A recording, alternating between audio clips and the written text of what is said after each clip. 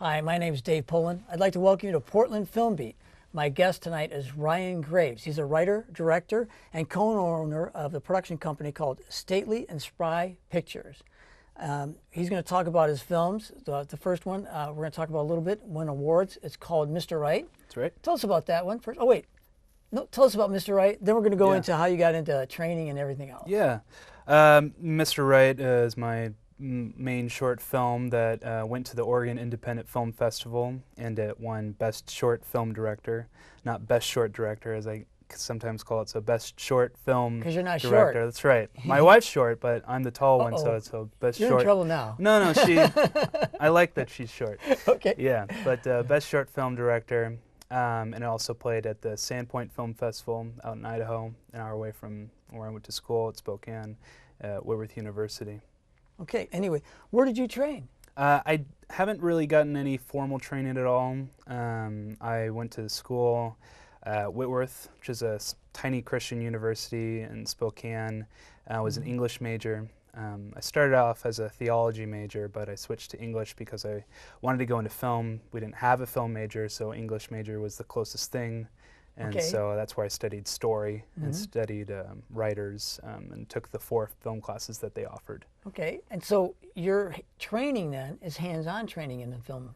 Yeah, I Filming. just kind of picked it up and started doing it. But your first one, short, won awards. Yeah, I mean, That's great. there were some student films made on like little GoPros and little things like Yeah, that. but you But got my started. first short film with a crew definitely would be that. Okay, Yeah. and so that led to Emily, and actually was a person you worked with.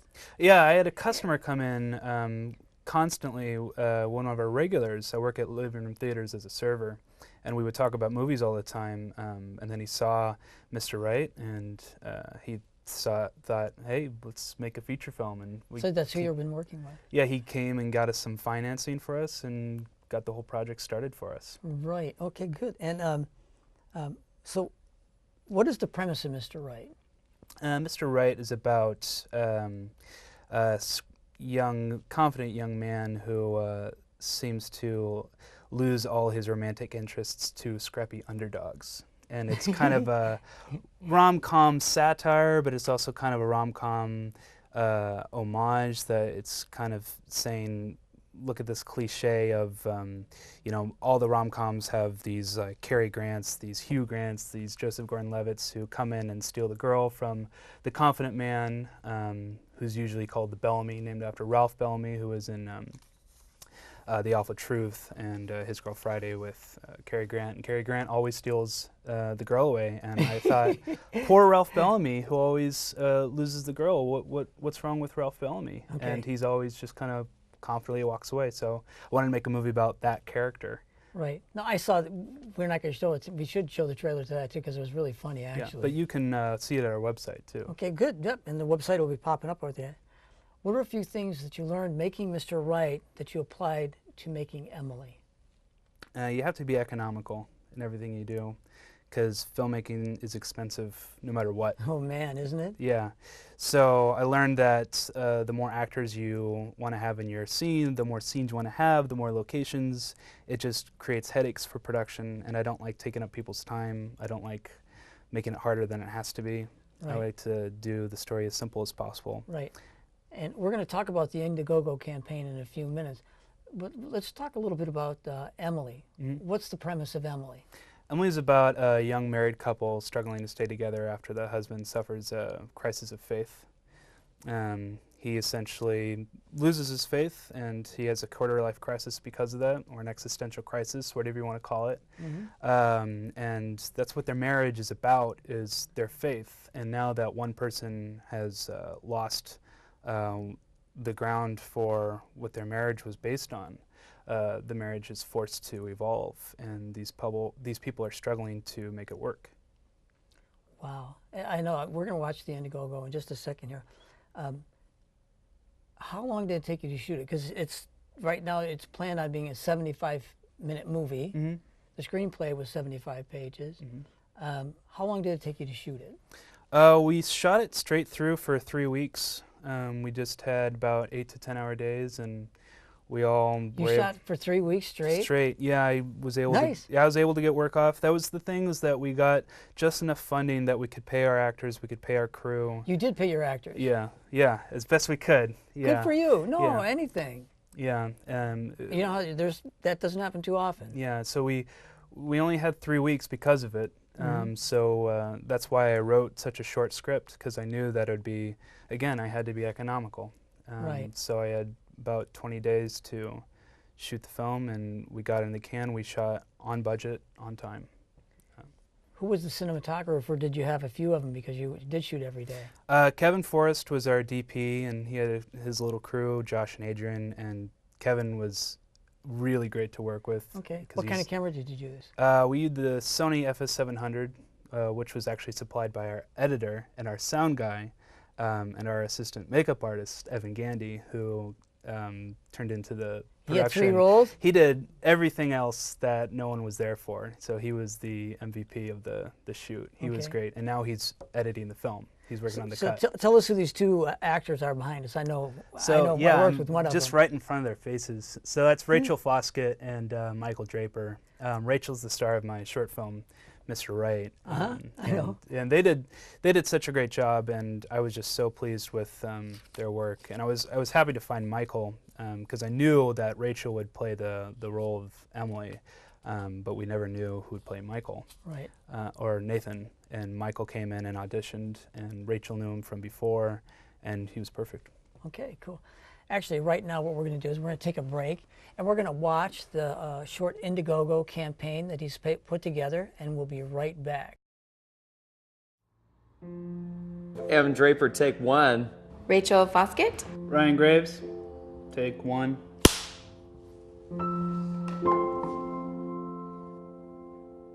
I'm Ryan Graves. I'm the co-writer and the director of Emily.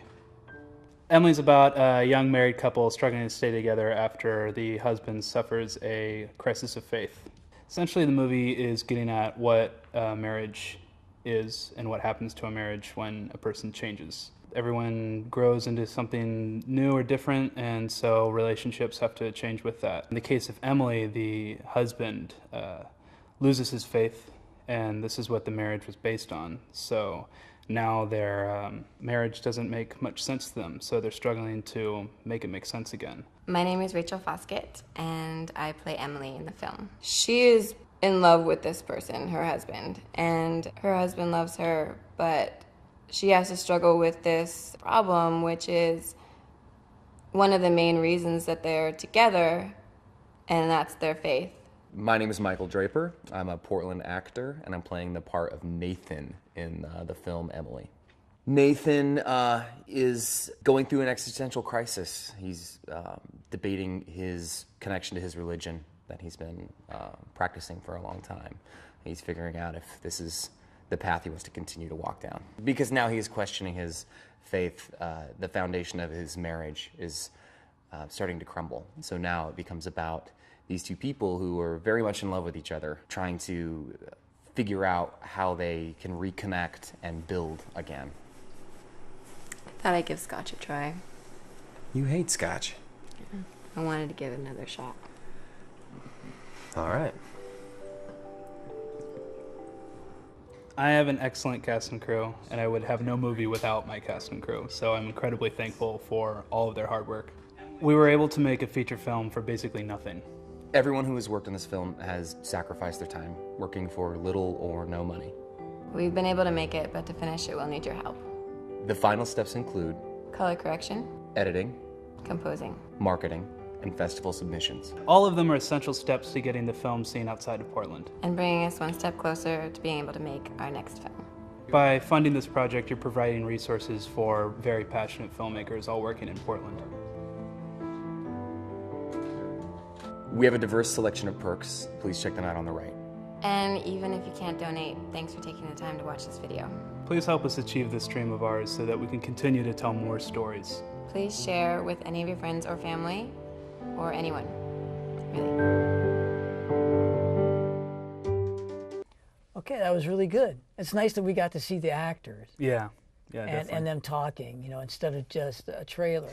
Just not me talking. I want to see Anyway, them talking. Here's a question, though. when she says, I'm giving scotch a second try. And she doesn't really like scotch, but she's giving it another try. Does that have any reflection on the story? Is that kind of a subtextual thing about the story? That she doesn't like the marriage or where it's going and she's going to give it another try? Well, that's what I got from that. Yeah, well, it's hard when you show the scenes out of context, but at that point they're in the midst of a separation, but they're trying to make it work. And both Nathan and Emily are second-guessing what they think their marriage ought to be about. So even down to the smallest details of maybe I should give a scotch a second try, or maybe I should give this thought a second try, just to understand my spouse a little bit better. So, you know, as far as stories go, I think this is the first one I've heard where it was a crisis of his faith that's causing a problem within the marriage. I know you're a Christian man. Where did you come up with that premise for that then? Well, what happened was I got approached to make a feature film, and this was about a few months into my engagement. And so I started writing the script a few months before I got married, and so marriage was always on my mind. And I'm sure. You know, you're thinking about, you know, of course, you know, I proposed, so I already made the decision, this is who I want to marry. But then you start thinking, but what does that mean? What does this marriage mean for me and my wife, and how am I going to be a good husband, and what does it mean to be a great husband? And so the film is a question, what's it mean to be a good spouse? And it also is kind of talks about what happens when you go through a drastic change, like when you have a crisis of faith, because I went through a crisis of faith in college. And I knew my wife then, and I had a crush on her, and still do. Yeah, I still do. And good for you. You know, I've been married 30 years. I still have a crush on my wife too. Yeah, but I was a very different person in college, and I went through a crisis of faith where I started to own my faith and started to own who I was, and I started to be real. But I had to go through that crisis. Okay. And once so that helped you write the story. Yeah, and so going through that. So that's why I think it appears very deep and touching, like it'll grab you. And it seems like, you know, when I watched the bar scene where she's drinking a scotch, I think he's surprised she's drinking, number one. I think that's caught him off guard. But that, when she says, I'm trying it again, it's like, hey, what? That really drew me in. I want to know what happens next after that. Yeah. So, anyway, describe the appeal you think Emily will have for audiences. I think anyone, the movie kind of deals with both marriage and relationships, but it also deals with identity.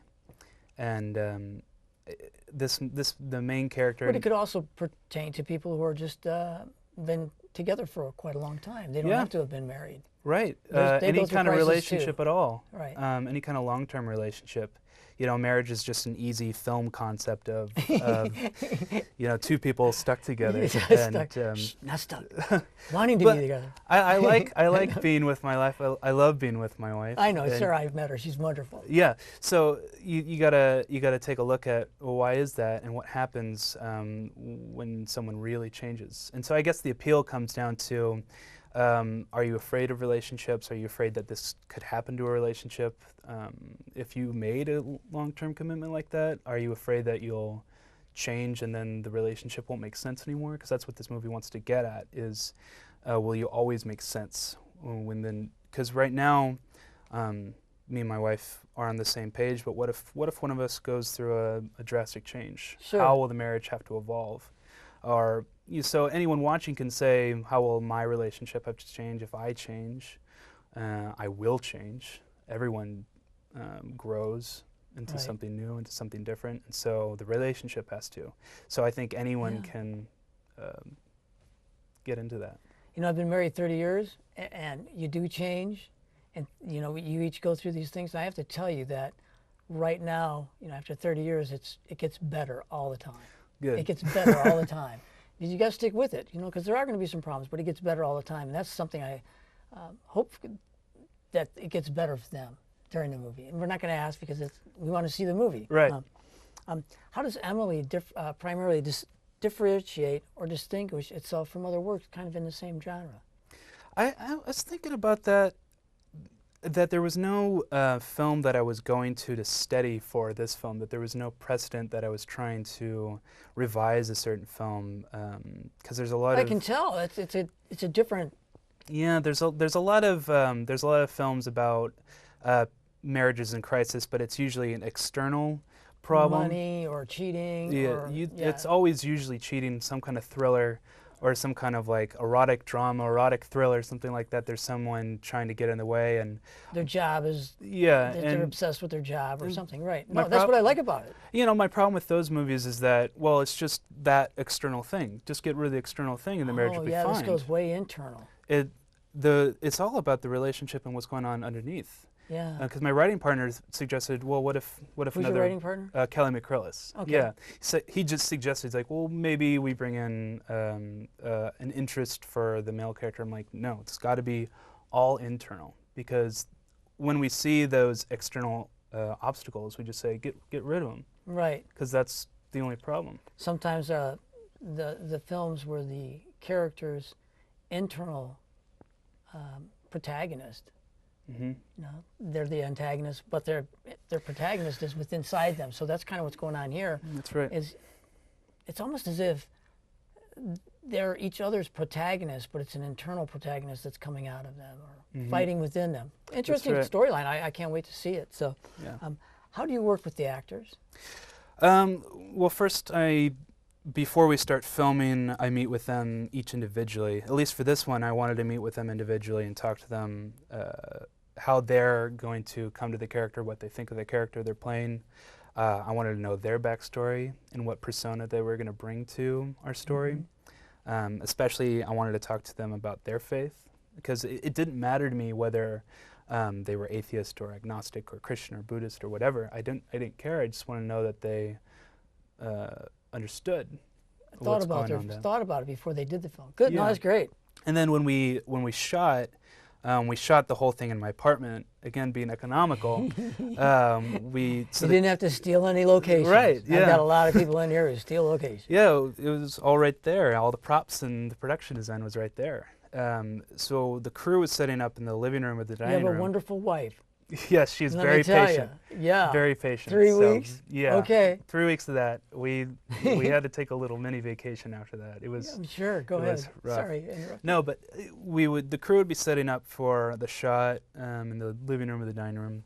So then I would take the actors, and it would just usually be Michael and Rachel, and we would go into the bedroom and we'd sit on the bed, and I'd say, "What are we shooting today? Where are we emotionally? Where are we going? Where were we the scene before? What's so you going kind on?" of pull them along. You don't push them. Yeah, and I want them good. to talk about it, talk about their characters, and talk about their emotions, so they can psychologically get there. Good for you. I like that. So what I was going to say is, how do you work with the cinematographer then? Kevin, was it? Yeah. You let him just set it all up? You do have a vision. I'm sure that you worked with him on that. I basically say, Kevin, I want, medium close-up shot. It's going to be nice mid-morning light, and this is where the scene's going. These are the different shots. Make it happen. And Okay. Kevin would just be like, all right, let's do it. Did And you, he would just do get his crew. Did you ever move the camera, or did you primarily bolt it, lock it down? Well, it just depended on the scene, I guess. Okay. But I basically gave Kevin creative control over the camera. I wanted to Good for just direct him and let him be creative. So who's editing it? The guy who? Evan Gandy. Right. Yeah. So you have somebody else editing it. That's Yeah. good. Actually, why don't you tell them about your Indiegogo campaign? Look at this camera right here, that one, and camera 3, and tell them where you're at, what you need. I mean, you shot it. Mm-hmm.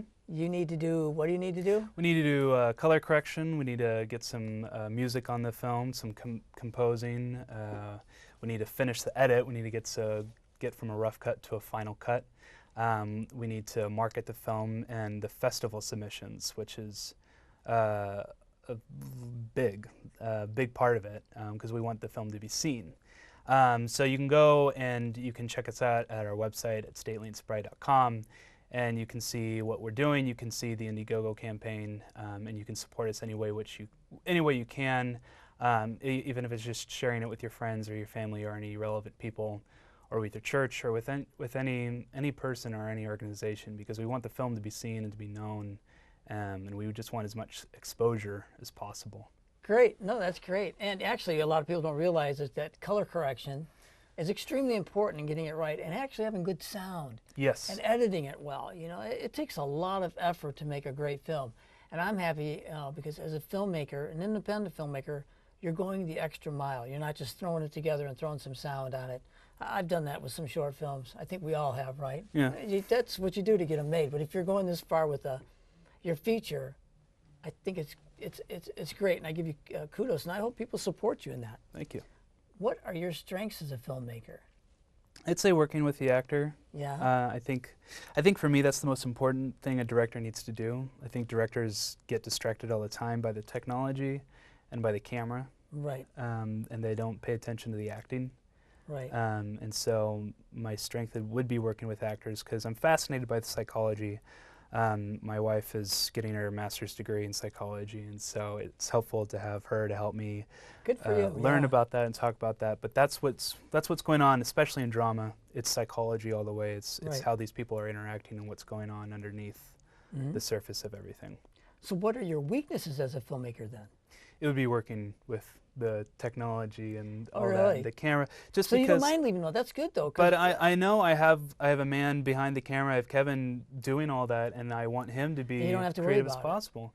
And you know, there's some times where we'll get into little disagreements where I'll look at the shot and I'll say, I kind of want it closer, and Kevin be like, okay, because I am the director. But it's kind of like he'll kind of say like, I know that that's what you think you want, but here's my opinion on it, and I'll just kind of weigh it and kind of take him seriously, because it's the collaboration. Right.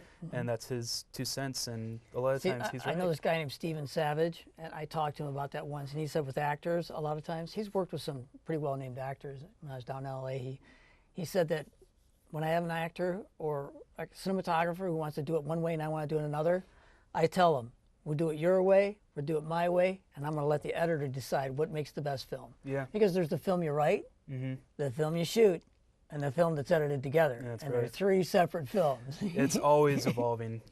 I realized when I was shooting the film that it was not the script that I was shooting. It Right. was So did evolving. you come up with a shot list the night before? Yeah, I would.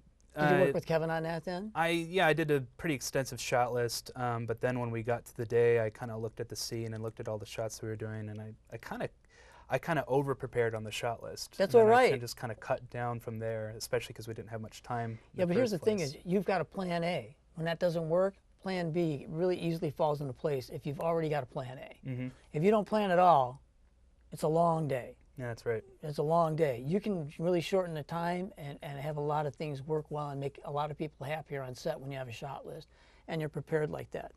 Yeah. What is your favorite part of filmmaking? Did I ask you that? No. My favorite part would probably be working with the actors, though. You know, Yeah, I'm being redundant with the acting, but again, that's what it all comes down for me. Are you working on another screenplay right now? I am. Yeah, It's hard because you're in post-production on one, and then you're starting the pre-production on another. Yeah, but you're at home. You're Yes. you're with Sarah. You're having a good time, but it's like, honey, I've got to get creative. Yeah, here. so- something's going on inside. Yeah, me. so I'm at home, and I'm working on the next script, and it's about a brother and sister that have been estranged for several years, coming together again and Wow, that's reconciling great. their differences. What is your favorite screenplay? I mean, one that's already made it to the big silver screen. Yeah, I have to say In Bruges has been the script that I always go back to. Yeah. Martin McDonagh. Just because it kind of accomplishes everything I think that I'd want to do. I just kind of jealous that I wish I had wrote that. Because it's hilarious, but it's tragic and it's deep. It gets at justice. It gets at grace. It gets at these very deep themes. Right. It's very effective. And maybe that got some inspiration for Emily for you. Yeah, I would say so. Yeah, I can see it. Yeah. Who is your favorite director? Hitchcock. Easily, you. Easily Yeah. Hitchcock. Just because I think, if not my favorite, I'd say he's by far the greatest filmmaker that ever has You got to been. watch some of his movies, the way he used the camera. A lot of people don't realize that using the camera was been around for a long time. It's not a new concept. I think some of the older directors, John Huston and some of the others, were really good with using the camera. Yeah, that's what I'm jealous about Hitchcock, is that he could be sitting and he would see what lens the cameraman put on, and he knows exactly what the shot is, and he doesn't have to check it. Yep. And he was the master of the shot list. He knew exactly what he was shooting before he shot it. Yep. Is there a common type of film genre that you relate to the most? Romantic films. Oh, yeah? Yeah, I mean, this film's a romantic drama. My spec script that I wrote when I learned how to write was a romantic comedy. When I was in college, I was watching all these art house films. I was watching French New Wave films. I was watching Fellini films. I was watching a lot of heavy, high art films. And my brain just got so tired. And so I started watching all these romantic comedies. And you don't have to think at all. No, and I just... You're not that emotionally involved either. but I love them, and I love the good ones. You know, I loved Annie Hall and When Harry Met Sally and Notting Hill and all those guys. Right. I just loved the romance behind it, and I love films that kind of get at the deep themes of humanity, and romantic films can do that when it's done well, but a lot of times they're ruined by being overly sentimental. Or what do you consider the elements of a good film, and then again, a great film? I'd kind of put them down to just the story and the writing. It's got to start with that. You can't save a bad script. Bad scripts will be forgotten, and bad films are always forgotten, but what's remembered is the great scripts, right? The great stories. And so where do you hope to see yourself in 5 years? I'd like to be making mid-budgeted feature films, the size of, you know, a Bennett Miller kind of film, like a Foxcatcher or a Grand Budapest Hotel kind of picture with fantastic actors, fantastic production designers, fantastic cinematographers. I'd like to be working with the best people I can, and luckily in Portland, I am doing that. I'm working with some great well, you're Portland working with talent. Rachel. Yeah. She's one of the better ones in Portland, in my opinion. She does a great job. I'm really lucky. Okay. What's next for you then? I mean, you got this one, you're going to have to be editing and add color correcting and stuff, but you're probably getting ready to do something. Yeah, we're going to try and finish this film as best we can, then get started on the next film and work our way up budget-wise, and hopefully we can pay our actors even better. Good for pay you. Our crew even better, as best we can. We're running out of time here at Portland Film Beat. I want to thank you for tuning in and watching. I want to thank Ryan Graves for sharing his stories about Mr. Wright and Emily. I want to thank Krista and Krista over in the studio. They helped set up all this green screen stuff for us. Ellery Nelson is our director. He's awesome. Phil and Sue Holmes always show up. They're our assistant directors. And my wife, she's the producer. I want to thank everybody. And until next time on Portland Film Beat, shoot for the silver screen.